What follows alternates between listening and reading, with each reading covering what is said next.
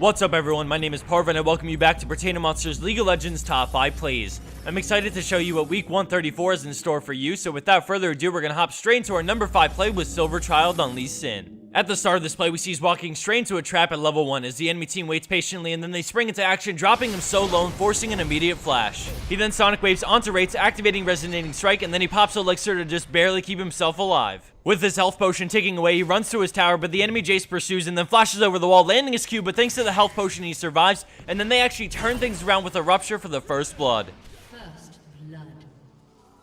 Coming in at our number 4 spot, we have XTS Lion on Orianna in a very high elo game, and at the beginning we see them catch the enemy Nasus as they continuously slow him as he tries to get out, but the enemy team is in a weird position so they can't help him and he goes down. Sona ults a bunch of them, but right after we see Sejuani dash in as Draven ults on top of Orianna's ult, absolutely decimating the enemy team in the blink of an eye. Draven spots Talon running away and decides to chase after him, flashing over the wall and picking up the quad shortly after. What separates this Wombo combo play from others and really earns this play the number 4 spot is the combination of how high elo it is, how they were 8k gold behind to start, and how they get the inhib off it.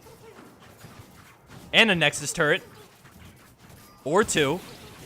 Screw it, they take it to the Nexus off the ace 27 minutes in, killing everything in between the tier 2 turret to the Nexus in one push.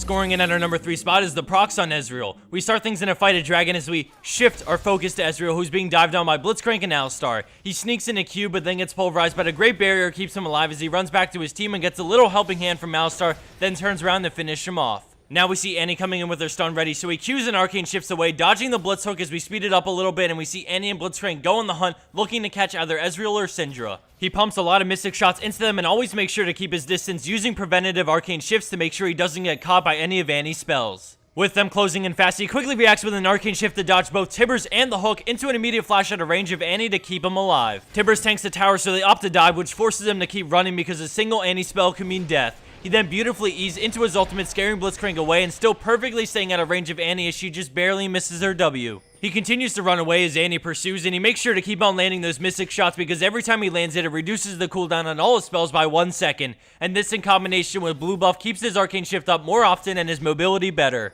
When he gets in range of the enemy red buff, he even starts using his Mystic shot on that to lower the cooldown on Arcane shift and keep his options open. With a Q and final E away, we see Maokai come in and get on Annie as more enemy players show up to help her out, but he still manages to grab the kill with his ultimate and then flash out. They both escape after a long kiting session for Ezreal with beautiful awareness of his limits that result in an extra kill on